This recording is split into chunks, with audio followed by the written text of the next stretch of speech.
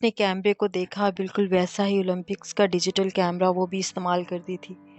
اس نے کیمرہ چہرے کے سامنے لا کر اس کی LED اسکرین کو دیکھا اور پھر ریڈی کہے بغیر تصویر کھینچ لی۔ صد تمہارا شکریہ، مگر کیا یہ پہاڑ آئے تھے؟ بغیر ریڈی کہے تصویر کھینچنے پر اس اجنبی گھوڑے سوار کو قدرے بھی چینی ہوئی تھی۔ اس نے ایک نظر اس کی شہد رنگ آنکھوں میں دیکھا اور پھر سر ہلا دیا۔ ہاں، بہت خوبصورت تصویر آئی ہے۔ نشا نے پریشے کے ہاتھ میں کیمرے کی اسکرین پر موجود تصویر کو دیکھ کر کہا تو اسے خیال آیا کہ نشا بھی وہاں موجود تھی۔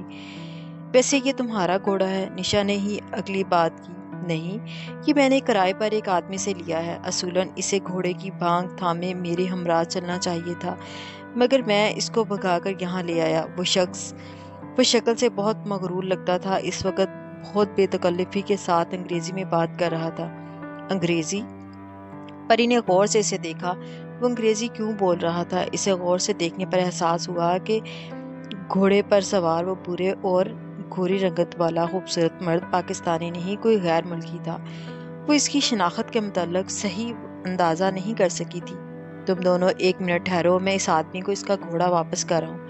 اس نے پھر مہارت سے گھوڑا موڑا اور اس سے بلند ہوتی سڑک کی طرف بھاگ کر گیا۔ کتنا گڈ لکنگ تھا یار، نشا اس کے جاتے ہی بے حد ستائشی انداز میں بولی۔ پتہ نہیں۔ وہ سر جھٹک کر دائیں جانب کھڑے اونچے پہاڑوں کو دیکھنے لگی۔ بادل غائب ہو رہے تھے۔ اور نشا، وہ اپنا کیمرہ مجھے دے گیا ہے۔ ایک دم اسے ہاتھ میں پکڑے کیمرے کا خیال آیا۔ پریشان سی ہوگی، واپس آئے تو دے دینا۔ حالانکہ وہ اس کے واپس آنے سے پہلے نکلنا چاہتی تھی، مگر ہاتھ میں پکڑا کیمرہ اس کا انتظار کرنے پر مجبور کر رہا تھا۔ چند منٹ بعد ہی وہ انہیں بل کھاتی سڑک پر سے نیچے اترتے ہوئے اپنی جانب آتا دکھائی دیا۔ گھوڑے پر سوار ہونے کی وجہ سے اس کا قد کاٹ انہیں ٹھیک سے نظر نہیں آیا تھا، مگر جیسے ہی وہ ان کے قریب آیا اسے احساس ہوا کہ وہ اس سے خاصا لمبا تھا۔ وہ سمجھ رہا تھا کہ میں اس کا گھوڑا لے کر بھاگ گیا ہوں۔ اس کے قریب آ کر وہ ہنستے ہوئے بتا رہا تھا۔ ہنستے ہوئے اس کی شہد رنگ آنکھیں چھوٹی ہو جاتی تھی۔ وہ اندازہ نہ کر سکی کہ وہ ہنستے ہوئے زیادہ پرکشش لگتا ہے یا لب نیچے۔ تم اتنے خطرناک طریقے سے رائڈنگ کیوں کر رہے تھے؟ نشا کو بزرگی جھاڑنے کا شوق تھا۔ سو اس لاپرواہی پر اس کو ڈانٹا۔ اس نے اپنا فرض سمجھا۔ میڈم، میں 5 سال کی عمر سے رائڈنگ کر رہا ہوں اور گھوڑوں کو بہت اچھی طرح جانتا ہوں۔ اس نے مسکراتے ہوئے سر جھٹکا۔ وہ اور نشا سڑک کے کنارے آہستہ آہستہ چہل قدمی کرنے لگی۔ پریشے وہیں کھڑی رہی۔ دفتن اسے کیمرے کا خیال آیا۔ سنو، ان دونوں نے پیچھے مڑ کر دیکھا۔ تمہارا کیمرہ؟ اس نے قدرے زور سے کیمرہ اس کے ہاتھ میں تھمایا۔ وہ مسکرا کر رہ گیا۔ شکریہ۔ سنو، تمہیں یوں اپنا اتنا قیمتی کیمرہ دے کر نہیں جانا چاہیے تھا۔ میں اگر لے کر بھاگ جاتی تو؟ وہ پھر مسکرایا۔ مجھے پتا تھا تم ایسا نہ کرتی۔ سینے پر ہاتھ باندھے وہ اس کے عین سامنے کھڑا تھا۔ اگر میری جگہ کوئی اور ہوتا تو تمہارا کیمرہ لے کر بھاگ چکا ہوتا۔ تمہاری جگہ کوئی اور ہوتا تو میں کیمرہ ہرگز نہ دیتا۔ وہ مسکراہٹ دبائے بہت سنجیدگی سے بولا۔ ہو نہ ہو۔ وہ اس کے اس انداز پر سر جھٹک کر سڑک کی دوسری جانب پھیلی دکانوں کی قطاروں کو دیکھنے لگی۔ وہاں رش اب بڑھتا جا رہا تھا۔ نشا نے اس بدتمیزی پر اسے گھورا بھی، مگر وہ اسے دیکھ ہی نہیں رہا تھا۔ گھڑ سوار نے گردن جھکا کر کیمرے کی سکرین پر نگاہ ڈالی اور زیر لب مسکرایا۔ اچھی تصویر کھینچنے کا شکریہ۔ یہ تصویر دیکھ کر اس نے سر اٹھاتے ہوئے کہا اور کیمرے کو کور میں ڈال دیا۔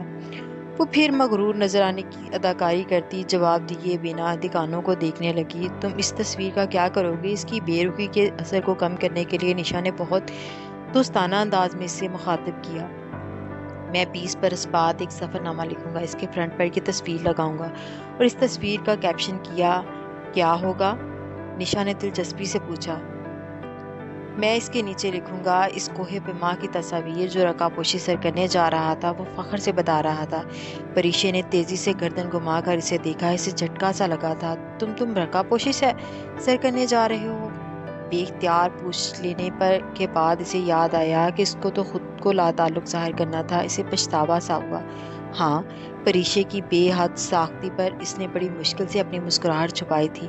خیر، رکا پوشی سر کرنا کوئی اتنی بڑی بات نہیں۔ ایورسٹ یا K2 کے سر کرنا اصل کامیابی ہے، کہہ کر وہ پھر سے دکانوں کو دیکھنے لگی۔ ویسے کل ہم لوگ ایک ٹور کمپنی کے ساتھ کالام جا رہے ہیں۔ نشا کے بتانے پر گھڑسوار نے آنکھیں سکیڑ کر ماں روڈ کی طرف دیکھا۔ سن شائن ٹریول کافی سامنے تھا۔ اس نے ایک لمحے کو سوچا، پھر بولا، میں بھی کل کالام جا رہا ہوں۔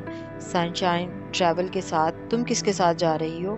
واقعی تم ہمارے ساتھ جا رہے ہو؟ نشا کو اس اتفاق سے ازحد خوشی ہوئی تھی اور پریشی کو کچھ شک سا ہوا تھا۔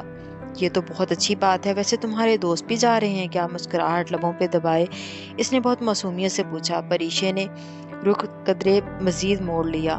ہاں، مگر تمہیں کیسے پتا؟ یہ میری دوست ہے۔ بہت آسان، وہ خوبصورت ہے۔ اس کے سنجیدہ انداز پر نشا ہنس پڑی، جبکہ پریشی کے ماتھے پر ناگواری کی شکن ابھری تھی۔ میں نشا ہوں، نشا سعید، اور یہ میری کزن کم دوست ہے ڈاکٹر پریشی جہانزیب۔ پاریشے، اس نے اپنے یورپی لب و لہجے میں اس کا نام دہرایا۔ پاریشے نہیں، پریشے۔ میرے نام کے پیچھے کیوں پڑ گئی ہو نشا؟ خود کو یوں موضوع گفتگو بنتا دیکھ کر وہ تنگ آ کر اردو میں بولی، یہ مینرز کے خلاف ہے۔ تم دونوں کو میری موجودگی میں اپنی زبان میں بات نہیں کرنی چاہیے۔ وہ مسلسل پریشے کو دیکھ رہا تھا۔ ایک تو کم بخت بلا کا ہینڈسم تھا، اوپر سے اتنے خوبصورت انداز میں آنکھیں سکیڑ کر دیکھتا تھا۔ وہ خامخواہ کنفیوز ہونے لگی۔ مطلب کیا ہوا؟ تمہاری کزن کے نام کا پری چہرہ لڑکی؟ یہ ایران کی ایک شہزادی کا نام تھا، اس لیے تو میں اس کو پری کہتی ہوں۔ تمہاری کزن پر سوٹ بھی کرتا ہے۔ پری مطلب فیری۔ ہماری زبان میں بھی فیری کو پری کہا جاتا ہے۔ تم نے اپنا تعارف نہیں کرایا۔ او سوری، میں افق ارسلان ہوں، ترکی سے آیا ہوں۔ ویسے پیشے کے لحاظ سے انجینئر ہوں، مگر ساتھ ساتھ ایک تجربہ کار کلمبر بھی ہوں۔ تمہارے پاکستان میں دنیا کے سب سے خوبصورت پہاڑ رکا پوشی کے لیے آیا ہوں۔ اس نے جھک کر اپنا تعارف کروایا۔ اور تم لوگ کیا کرتی ہو؟ نشا، ہمیں دیر ہو رہی ہے، میں گاڑی کی طرف جا رہی ہوں، چلنا ہے تو چلو۔ قدرے غصے سے کہہ کر وہ کھٹ کھٹ کرتی گاڑی کی طرف آ گئی۔ عجلت میں افق ارسلان کو خدا حافظ کہہ کر نشا دوڑتے قدموں کے ساتھ اس تک پہنچی تھی۔ تمہارا مسئلہ کیا ہے؟ نشا، نہ جان نہ پہچان، خامخواہ کسی اجنبی، وہ بھی گھوڑے کے ساتھ، یوں سرے راہ گپے لگانے کا مقصد۔ ڈرائیونگ سیٹ کا دروازہ کھولتے ہوئے وہ نشا پر برس پڑی تھی۔ چند گز کے فاصلے پر وہ ترک سیاہ سفید چوکور بلاکس کے ساتھ ابھی تک کھڑا تھا۔ دفتن اس نے پری کو دیکھ کر ہاتھ ہلایا، جسے اس نے نظر انداز کر دیا۔ بھائی میرا مسلمان بھائی ہے، ایک برادر اسلامی ملک سے آیا ہے، ہمارا مہمان ہے۔ میرا اسلامی فریضہ ہے کہ میں میزبانی نبھاؤں۔ اچھی طرح جانتی ہوں میں تمہیں، مسلمان لڑکی۔ گاڑی واپس اسلام آباد کے راستے ڈالتے ہوئے اس نے دانت پیسے تھے۔ کیا ہم اب کسی اور ٹور کمپنی کے ساتھ نہ چلے جائیں؟ اس بات کا تو ذکر ہی مت کرنا۔ اگر ہم اس ٹور کمپنی کے ساتھ نہیں جائیں گے تو پھر ہم نہیں جائیں گے، نشا نے بڑے اطمینان سے فیصلہ سنایا۔ وہ خاموشی سے ڈرائیونگ کرتی رہی۔ 8 دن ندا آپا کے ساتھ یا 8 دن اس ترک سیاہ کے ساتھ، اس کے پاس صرف ایک ہی راستہ بچا تھا، کیوں نہ کہ ندا کی آپا کے ساتھ 8 دن گزارنے کا وہ سوچ بھی نہیں سکتی تھی۔ وہ نشا کو ڈراپ کر کے گھر آئی تو فون بج رہا تھا۔ اس نے کریڈل پر دھرا ریسیور اٹھایا۔ ہیلو، تم اپنی کزن کے ساتھ کہاں جا رہی ہو؟ ناگوار سا باز پرس کرنے کا لہجہ تھا سیف کا۔ کلام، اور بھی لوگ جا رہے ہیں۔ ماموں نے مجھ سے پوچھے بغیر تمہیں کیسے اکیلے جانے کی اجازت دے دی؟ کیا اب ہمارے خاندان کی لڑکیاں دور دراز علاقوں میں باپ بھائی کے بغیر سڑکوں پر ٹاپتی پھریں گی؟ وہ اس سے واضح طور پر ناراض تھا۔ پاپا نے مجھے اجازت دے دی ہے سیف، کہیں ایک نیا مسئلہ نہ کھڑا ہو جائے، اس خیال سے اسے تھکا دیا تھا۔ مگر میں کہہ رہا ہوں نا کہ تم یوں نہیں جاؤ گی، تم اپنی کزن کو منع کر دو۔ تحکم بڑے انداز میں وہ بے بسی سے لب کاٹ کر رہ گئی۔ ہم اسکول میں بھی تو ٹورز کے ساتھ چلے جاتے تھے، ایک قابل اعتماد ٹریول ایجنسی کے ساتھ۔ یہ یوکے نہیں ہے پریشے، اس کا انداز دو ٹوک تھا۔ بس تم اپنی کزن کو منع کر دو۔ اچھا۔ پریشے نے فون رکھ دیا۔ چند لمحے آزودگی سے فون کو دیکھتی رہی، پھر نشا کا نمبر ملایا۔ میری آواز سننے بغیر چین نہیں آ رہا، جو گھر پہنچتے ہی فون کر رہی ہو؟ نشا، میں کالام نہ جاؤں تو؟ نشا ایک لمحہ کو چپ سی ہوئی۔ پری، وہ کچھ دیر بعد بولی، وہ ایک اچھا انسان ہے، تم اس کے ساتھ انکمفرٹیبل فیل نہیں کرو گی، بلیو می پری۔ نہیں نشا، سیف نے منع کیا ہے۔ وٹ دی ہیل، اس کا پارا ہائی ہو گیا تھا۔ وہ ہوتا کون ہے تمہیں منع کرنے والا؟ میں تو ابھی تک تمہاری منگنی کو قبول نہیں کر سکی، تم دونوں ایک دوسرے کے لیے ہو ہی نہیں، لیکن تم نے شاید شادی سے پہلے اس کی غلامی قبول کر لی ہے۔ ٹھیک ہے، فائن، میں یوں ہی تمہارے لیے ہلکان ہوتی ہوں۔ جہنم میں جاؤ تم، جہنم میں جائے سیف، جہنم میں جائے افق ارسلان۔ ایک پرس مردہ مسکراہٹ پریشی کے لبوں پر بکھر گئی۔ میں نے اس کی غلامی نہیں قبول کی، اور سنو، میں نے پروگرام بھی کینسل نہیں کیا، لیکن اگر تم نے میرے نام کے ساتھ افق ارسلان کا نام پھر لیا تو میں پروگرام کینسل کر دوں گی۔ مزید کچھ کہے بغیر اس نے فون رکھ دیا۔ اسے سیف کے غصے کی پرواہ نہ تھی۔ کلام سے واپسی کے بعد اس کی شادی ہونے جا رہی تھی۔ دل نے تب مر ہی جانا تھا، اور شاید سیف جیسے انسان کے ساتھ زندگی کی شروعات کرنے کے بعد اسے کسی بھی پرواہ نہ تھی، نہ دکھ کی نہ خوشی کی۔ تب وہ بے حس ہو جائے گی، مگر اس بے حسی کے دور کا آغاز قبل صرف 8 دن وہ زندگی کے ساتھ گزارنا چاہتی تھی۔ تیسری چوٹی۔ اتوار 24 جولائی 2005۔ پاپا کی ڈھیر ساری دعائیں لے کر وہ گھر کے گیٹ سے باہر ٹور کمپنی کی بس میں آ گئی۔ اس کا گائیڈر ڈرائیور ظفر اس کا سامان لوڈ کر کے ڈرائیونگ سیٹ پر آ گیا تھا۔ اسے 4 چہرے انجان دکھائی دیے تھے۔ وہ ایک نسبتاً پچھلی سیٹ پر کھڑکی کے طرف بیٹھ گئی۔ نشا یا وہ ترک سیاہ ابھی تک نہیں آئے تھے۔ کھلے شیشے سے آتی ٹھنڈی ہوا اس کی آنکھوں کو بند کر رہی تھی۔ اس نے شیشہ بند کر دیا اور لیئرز میں کٹے سیاہ بالوں کو اونچی پونی ٹیل میں باندھا۔ دفعتاً اسے دوسرے مسافروں کا خیال آیا۔ اس نے ایک سرسری نگاہ ان پر ڈالی۔ اس کے بائیں طرف نشستوں کی قطار میں اس کے برابر ایک کم عمر لڑکی بیٹھی تھی۔ عمر بمشکل 20-21 برس ہوگی۔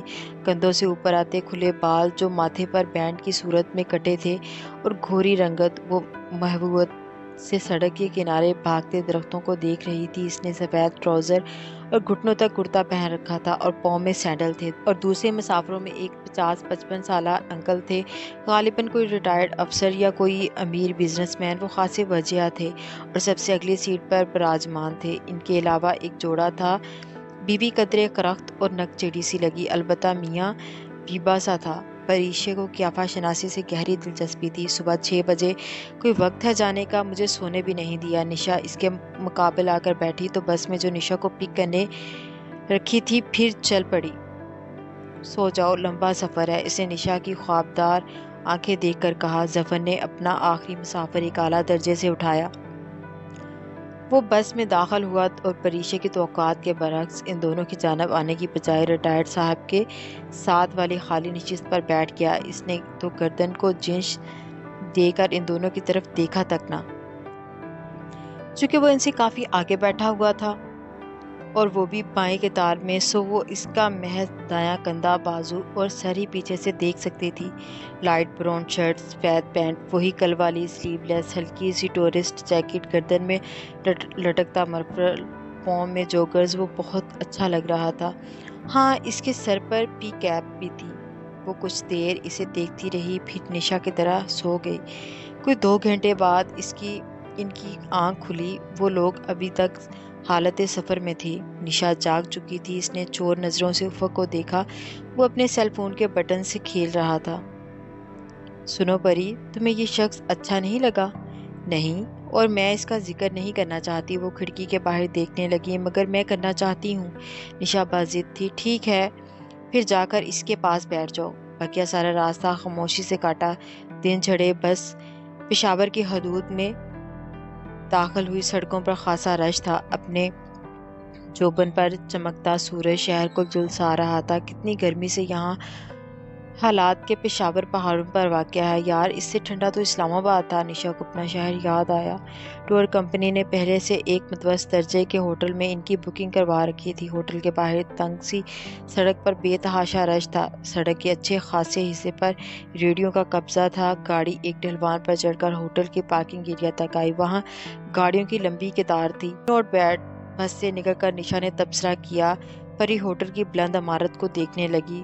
ترک سیاہ ان دونوں سے فاصلے پر کھڑا، سفید جینز کی جیبوں میں ہاتھ ڈالے، آنکھیں سکیڑے اطراف کا جائزہ لے رہا تھا۔ وہ اپنی طرف متوجہ پا کر مسکرایا۔ پریشے نے نگاہوں کا رخ بدل لیا۔ ہیلو گرلز، کیسی ہو تم دونوں؟ وہ ان کے قریب چلا آیا۔ اوہ، تو آپ ہمیں پہچانتے ہیں۔ نشا کو اس کا پورا راستہ انہیں لفٹ نہ دینا بہت کھٹکا تھا۔ شکوہ کیے بغیر نہ رہ سکی۔ وہ جواباً ہنس پڑا۔